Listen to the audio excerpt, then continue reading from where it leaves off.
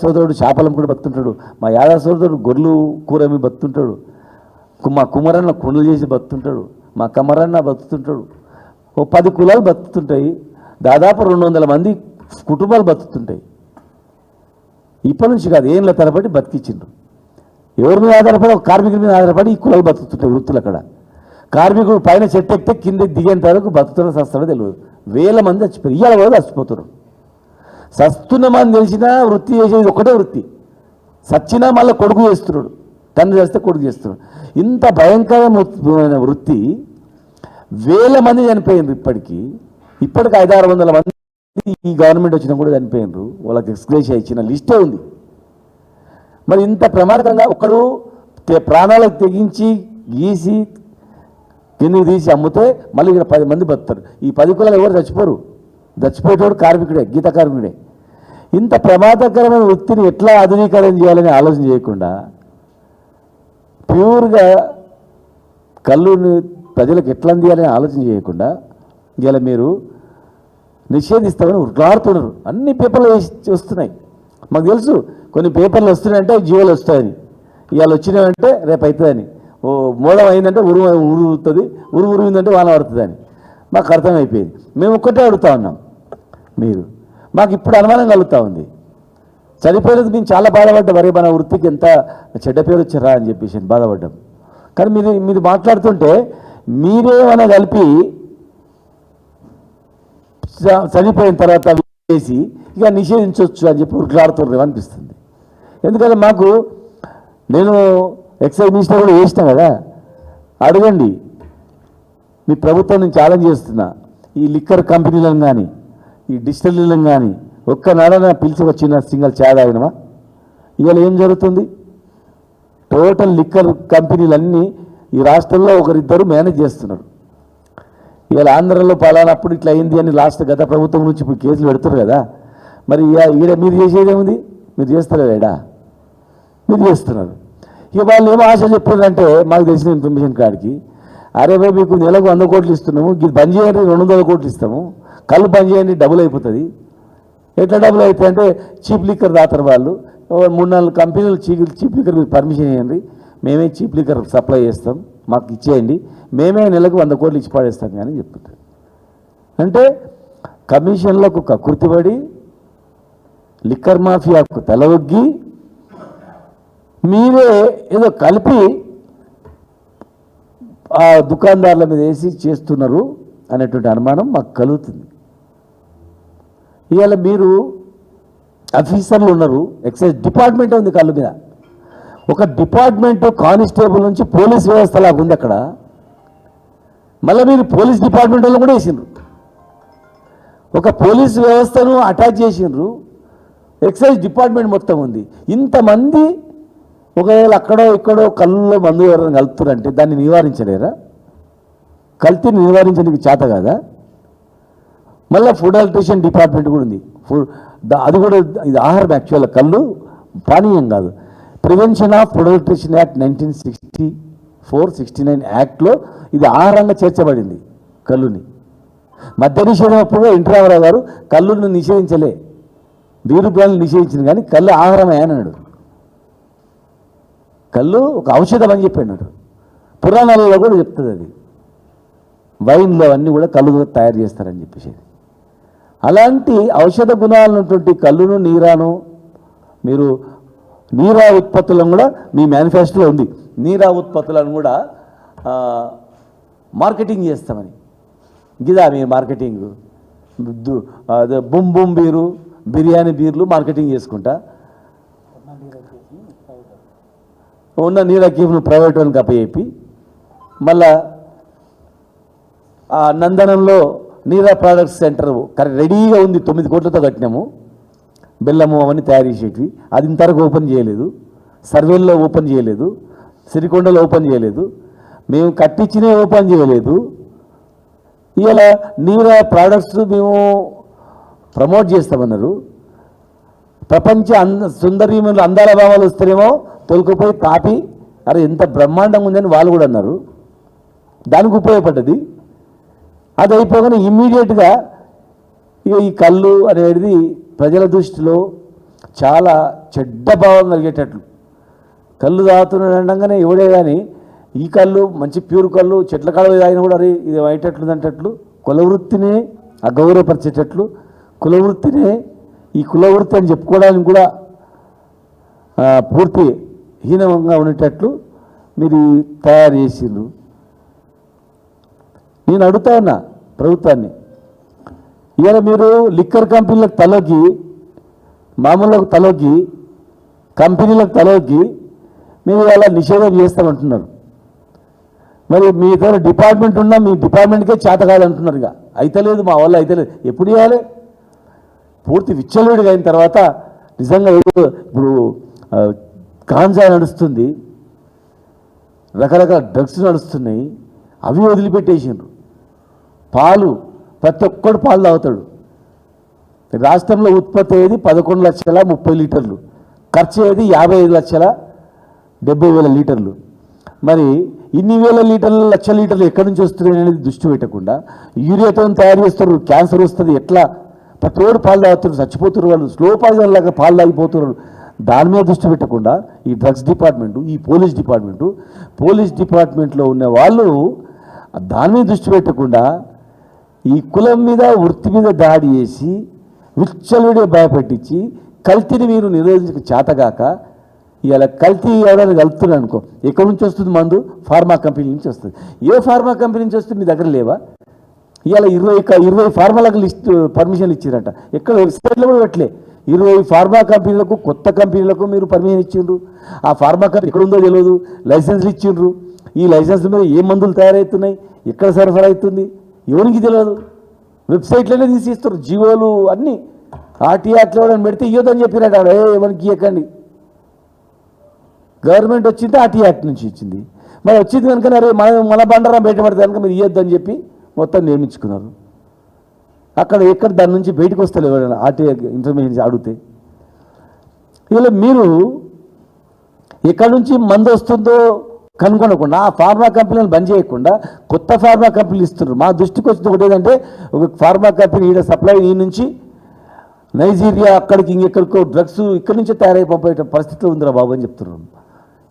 ఇక్కడ నుంచి బీహార్కి సప్లై అవుతుందని చెప్తున్నారు. ఎక్కువ మూలకు పర్మిషన్ ఉంటుంది అంతే, పేరు ఉండదు, బోర్డు ఉండదు, అట్లా పర్మిషన్ ఇచ్చి పడేసారు. ఎవడిస్తున్నారు ఫార్మా కంపెనీలకు పర్మిషను? ఒకసారి వెరిఫై చేయండి మీడియా కూడా. డిస్టరీస్ కొత్త అక్కడ ఇతర రాష్ట్రాల్లో బ్యాన్ అయినటువంటి బీర్లు వస్తున్నాయి, ఇక్కడ ఎందుకు వస్తున్నాయో చెప్పండి.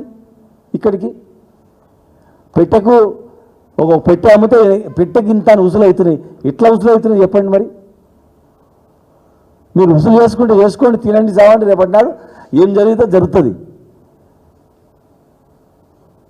ఇవాళ కులవృత్తి జోలికి వస్తే మాత్రం బాగుండదు, వృత్తిని నిషేధిస్తామంటే కూడా బాగుండదు. ఇంకోటి చెప్తున్నాను, ప్రభుత్వం ఛాలెంజ్ చేసి చెప్తున్నా, మా కులదైవం ఎల్లమ్మ తల్లి, మా ఇంటి బల్క దిగజారి పేర్లు చెప్పను, ఎమ్మెల్యేల పేర్లు చెప్పను. మా దగ్గర దాదాపు 35 మంది ఎమ్మెల్యేల లిస్ట్ ఇచ్చారు. ఒక్కొక్కరికి 10 నుంచి 15 లక్షల రూపాయలు నెలకి ఇస్తున్నాం సార్ అని. ఒక్కొక్క ఎమ్మెల్యేకు 10 నుంచి 15 లక్షల రూపాయలు ఒక కాన్స్టిట్యున్సీలో పెద్ద ఊర్లు కలిపి చిన్న మళ్ళీ లెక్కలేదు. మళ్ళీ అలాగ ఇండివిజువల్ ఇచ్చేటోడు, మండలంలో చేసేటోడు, అక్కడ ఇచ్చేటోడు లెక్కలేదు. పెద్ద ఊర్లు, పెద్ద విలేజ్లలో, పెద్ద టౌన్లలో, పెద్ద టౌన్లకించి 15 లక్షల రూపాయలు ప్లస్ కొందరైతే వాళ్ళ ఇంట్లో తిండి బిల్లు కూడా, తిండి బియ్యం పప్పు రూపులు కూడా సౌదా వాళ్ళే కడుతున్నారట కిరాణా షాప్ల కాడ. వాళ్ళ భార్య పిల్లలు తినేటువంటి హైదరాబాద్లో బిల్లు కూడా మొత్తం వీళ్ళే కడుతున్నారట. మరి మీరు తినే తిండి 10-15 లక్షల రూపాయలు, 15 లక్షల రూపాయలు నెలకు తీసుకుంటా మరి మీరు ఏం చేస్తున్నట్ల, ఏ ప్రోత్సహిస్తున్నట్ల? కులవృత్తి నిషేధిస్తుంటే మీరు కూడా ముఖ్యమంత్రి గారు చెప్పారా సార్ వాళ్ళు తినే తిండి కూడా మేము తింటున్నాము, వాళ్ళు మా పెట్రోల్ డీజిల్ కూడా వాళ్ళే ఓపిస్తుండ్రు, మరి మీరు అది కల్తీ లేదు ఏం లేదు సార్, మరి వాళ్ళ శ్రమ దోసుకుంటున్నాం మేము, మరి నిషేధం ఎట్లా చేసేస్తారా మీరు అడగరా? లేదంటే పైసలు తీసుకొని కల్తీ కలుపుకొని మీరు వదిలిపెట్టిర్రా? కల్తీ చేసుకోండి మేము అడ్డం వస్తామని చెప్పి మీరు కావాలి పేర్లు అవుతలే. ఎందుకంటే నేను ఒక ఉద్యమకారునిగా, ఒక బాధ్యత గల వ్యక్తిగా, ప్లస్ ఒక మంత్రిగా పనిచేసిన వ్యక్తిగా మీ రాజకీయ జీవితాలతో ఆడుకోవద్దు, సరి చేసుకోవాలని చెప్తున్నా. 35 మందికి పేర్లు పెట్టమని చెప్తా, గవర్నమెంట్ అడగని చెప్తా. నేను బల్కంపేట ఎల్లమ్మ గుడికాడ రమ్మని నేను వస్తా. బల్కంపేట ఎల్లమ్మ గుడిలో లోపల కూర్చున్నాం. లేదు తీసుకోలేదని చెప్పండి. మీరు ఏం శిక్ష చేస్తారో విధించుకోండి, మొత్తం ఇది నిషేధం చేసుకోండి. మా శ్రమ దోపిడీ గీతా కార్మికుడు పైనెక్కి సాగు బతుకులో దందా చేస్తే బెదిరించి మీరు నెలకు 15 లక్షల రూపాయలు నియోజకవర్గానికి తీసుకుంటారు. మరి తీసుకొని కల్తీని ప్రోత్సహిస్తుండ్రా? కళ్ళు మీ కావాలని 5 ఎకరాల ల్యాండ్ ఇచ్చి డ్రిప్ ఇచ్చి మీ జీవితాలు బాగా చేస్తారా? ఏ లెక్కలు తీసుకుంటారు? ఏ కుల వృత్తి తీసుకుంటారు? ఈజీగా దొరికిరా గౌళ్ళు? ఈ వృత్తి ఈజీ దొరికిందా? అరే భయపెట్టి వచ్చులేనని. వీళ్ళు ఆర్థికంగా అభివృద్ధి అవుతున్నారు. బీసీ మూమెంట్లో కూడా వీళ్ళు యాక్టివ్గా ఉన్నారు. వీళ్ళని ఆర్థిక మూలాలు దెబ్బతీయాలనే చేస్తుండ్రా? నిజంగా కల్తీ మీద దృష్టి ఉంటే ఇంత డిపార్ట్మెంట్ ఎందుకు అరికడతారు? కల్తీని అరికట్టండి. కల్తీ అరికట్టడానికి మీకు చేతగాక మామూలు కక్కుర్తిపడి, డబ్బులకు కక్కుర్తిపడి వృత్తిని డెవలప్ చేయకుండా కల్తీని డెవలప్ చేయడానికి మీరే ప్రోత్సహించి ఇవాళ పనిలే పని అని చెప్పి ఎవడో దీన్ని కావాలని చేసి అనుమానాలు వస్తున్నాయి. మేము కళ్ళ నీళ్ళు తెచ్చుకున్నాం. అరే కళ్ళు దాకా ఇంతమంది చచ్చిపోయారంటే ఈ వృత్తికి ఎంత చెడ్డ పేరు వస్తారమ్మా, ఎంత పాపం చేసిరా అని. కానీ 2-3 రోజులకి ఇమ్మీడియట్గా నిషేధించాలి కళ్ళని పూర్తిగా, దశల వారీగా. ఫస్ట్ ఔటర్ రింగ్ లోపల, తర్వాత ఔటర్ రింగ్ అవతల నిషేధించేస్తే ఫుల్ మనకు జేబులు నిండిపోతాయి 3 ఏళ్ళు అని చెప్పి మీరు ప్లాన్ చేస్తే మేము ఊరుకుంటామా? 80% ఊరుకోం. గౌడ సోదరులారా, మేము విజ్ఞప్తి చేస్తున్నాం. కోట్ల చెట్లున్నాయి. 1,20,00,000 నేనే పెట్టిన ఎక్సైజ్ మినిస్టర్గా ఉన్నప్పుడు. వైన్ షాప్ కూడా ముఖ్యమంత్రి గారు కేసీఆర్ గారు ఇది మీ వృత్తి అని చెప్పి మీకు ఇవ్వాలని చెప్పి క్యాబినెట్లో నేను మాట్లాడినప్పుడు ముఖ్యమంత్రి గారు స్వయంగా కలెక్టర్ శ్రీనివాస్ గారు చెప్పిందని చెప్పి 15% ఇచ్చాడు. నెక్స్ట్ గవర్నమెంట్ 30% ఇస్తా తమ్మి అన్నాడు కేసీఆర్ గారు. కాంగ్రెస్ పార్టీ 20% ఇస్తా అన్నది. ఇంతవరకు జీవో రాలేదు. 20% వైన్ షాపులు ఇస్తానటువంటి జీవో రాలేదు. మరి మేము 30% ఇస్తుంటాం ఈ టైంకు. కళ్ళు సొసైటీలకే ఇవ్వాలని మేము ప్లాన్ చేసినాం. మా విషయమన్న ఒక మీటింగ్లో సొసైటీలోకి ఇస్తామని అంటే 100% ఇద్దామని ఫైల్ మూమెంట్ చేసినాం మేము. రవికుమార్ గారు జిల్లాకు ఒకటి నీడ కేంద్రం పెడదామంటే ప్లాన్ చేసిండు. నీరా సెంటర్ దేశంలో ఎక్కడ లేనటువంటి నీరా సెంటర్ను హైదరాబాద్లో పెట్టాం. నడిగడ్డ మీద పెట్టినాం. కులవృత్తిని ప్రోత్సహించాలని చెప్పి. ఒక కులవృత్తి గౌడ్ అంటే 10 కులాలు ఉంటాయి అక్కడ గౌడ్ కింద. మేము వృత్తిని మేము డెవలప్ చేస్తే కలిష్ట పేరు మీద మీరు భూస్థాపితం చేసి ఇవాళ మీరు మామూలు మత్తులో కల్తీని మీరే ప్రోత్సహించి చెడ్డ పేరు వచ్చేటట్టు చేసి ఇలా పూర్తిగా నిషేధం చేస్తా అంటే మేము ఇట్లా చూసుకొని కూర్చుంటామా? గాజులు పెట్టుకొని కూర్చుంటామా? అంటే గాజులు అంటే మా ఆడబిడ్డలు కూడా ఊరుకోరు. వాళ్ళు కూడా ఇప్పుడు పులుల్లాగా కాళీమాతల్లాగా సిద్ధంగా ఉన్నారు. బంద్ అయితే బంద్ చేయదని చెప్పి. మీరు బంద్ చేస్తే చూసుకుంటే ఇట్లా గుడ్లప్పటి నుంచి చూస్తాం అనుకుంటారా? బంద్ చేసి చూడండి, చూస్తాం. బంద్ చేసి చూడండి. గౌడ సోదరులే కాదు, అన్ని కులవృత్తిదారులరా, మీకు మాకు మాదిగ నుంచి మంగళి చాకలి నుంచి అందరం అన్నదమ్ములక్క మామ అక్క తమ్ముడని వరుస పెట్టుకొని పిలిచినాం. గౌడన్న ఊర్లో ఉన్నటువంటి రెడ్డిని కూడా బావా అన్న అక్క తమ్మి అని చెప్పి చెల్లెల వరుసలతో పిలుచుకొని ప్రతి కులాల్లో ఉన్నటువంటి ఉన్నారు. ఇవాళ నిషేధం అవుతుందంటే స్పీకర్గా పనిచేసిన సురేష్ రెడ్డి గారు నాకు ఫోన్ చేసి ఇది చాలా దుర్మార్గం శ్రీనివాస్ గౌడ్ గారు, చాలా దుర్మార్గం ఇది, ఈ వృత్తిని మీరు కాపాడాలా, మేము సపోర్ట్ చేస్తామన్నారు. అంటే చాలా అన్ని కులాలు కూడా సపోర్ట్ చేయడానికి సిద్ధంగా ఉన్నాయి. ఈ వృత్తిని నిషేధిస్తామంటే లిక్కర్ మాఫియాకు మీరు తలోకి బంద్ చేస్తే మీరు ఊరుకుంటామా? బంద్ చేసి చూడండి, చూద్దాం. ఒకవేళ మీరు భయపడకండి. గౌళ్ళు కానీ దుకాణంలో పనిచేసే దాదాపు లక్షలాది మంది కార్మికులు కానీ ప్లస్ లక్షల మంది కులవృత్తులు కానీ, కుమ్మర వృత్తి కానీ, యారకటిక సోదరులు కానీ, మా మధుర సోదరులు కానీ చాలామంది కుటుంబంలాగా పరిశ్రమలా ఉండేటువంటి మీరు ఎవరు భయపడకండి. ఇలా నిషేధిస్తే లక్షల మంది రోడ్ల మీద పడతారు, లక్షల కుటుంబాలు రోడ్ల మీద పడతాయి. కానీ బంద్ చేయనీయం. బంద్ చేస్తే ఊరుకోం, ప్రభుత్వాన్ని నడవనీయం. అంతన్నా చూసుకుందామని బంద్ చేసినా మేము మళ్ళా వచ్చేది మా ప్రభుత్వం. వచ్చిన మరుసటి రోజే కేసీఆర్ గారి దగ్గర మొట్టమొదటి జియో ఓపెన్ చేయించి వైన్ షాపులు మొత్తం కూడా 30% మేము ఇస్తాను. 30% వైన్ షాపులు మొత్తం కూడా కళ్ళు సొసైటీలకి ఇస్తాం. మేము కళ్ళు సొసైటీలకి ఇచ్చి ఆ ఏ దుకాణదారు ఉంటే ఆ ఏరియాలో 30% కింద వచ్చిన వైన్ షాప్ కూడా సొసైటీలకు ఇచ్చి మేము నడిపిస్తాం. గతంలో కూడా ఈ కాంగ్రెస్ ప్రభుత్వం కళ్ళు నిషేధించింది. వచ్చిన ఏమో మేము నేర్పించినాం. ఇప్పుడు మేము చెప్తున్నాం,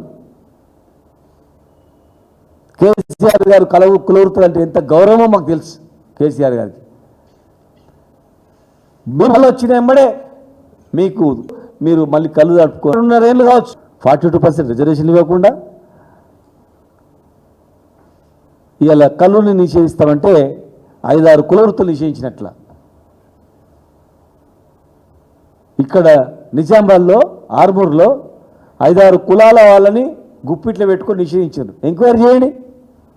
ఒక ఊర్లో బట్టలు ఉతకడానికి రేటు పెట్టిండ్రు. రేటు పెడితే వాళ్ళు పెంచితే ఆ ఊర్లో బట్టలు ఉతుకొద్దని చెప్పి నిషేధించారు. వేరే రోజులు తీసుకొచ్చి పెట్టినట్లు. ఒక ఆయన గడ్డం 50 రూపాయలు చేస్తే గడ్డం గీసుకోవడానికి 50 రూపాయలు కాదురా 10 రూపాయలు అని చెప్పిండు. వాడు వ్యతిరేకం చేస్తే మా వాడు చల్ నీవు ఎవరు గీసుకోకండి ఇంకోరితో నిషేధించారు. వృత్తి నిషేధించారు. చేపలు 100 రూపాయలకే కిలో అమ్మాలి మీరు అని చెప్పారు. గవర్నమెంట్ ఇచ్చిన చేపలు రా మీరు 100 రూపాయలకి అమ్మాలా? నీళ్ళు దేవుడిచ్చిండు, భూమి మాది ఎక్కడ అని చెప్పేసి ఎంక్వైరీ చేయండి. ఊళ్ళతో సాగిస్తా నేను. కళ్ళు నిషేధించారు, పైసలు ఇవ్వాలని చెప్పేసి. అక్కడ నిజామాబాద్ జిల్లాలో ఇట్లా వృత్తులు నిషేధిస్తే ప్రపంచంలో ఎక్కడ లేదు. గుళ్ళకు రావద్దని పెట్టిర్రు.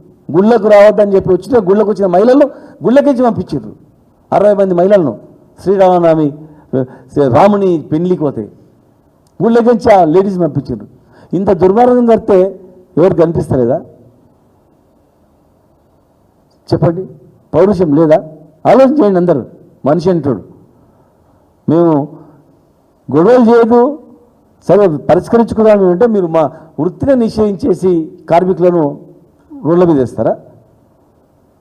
ఇప్పుడు ఫైనల్గా చెప్తున్నాం, కల్తీకి వ్యతిరేకం. కల్తీ నివారించండి, మేము కూడా సహకరిస్తాం. కల్తీ కలిపి శిక్షేయండి, మేము కూడా సహకరిస్తాం.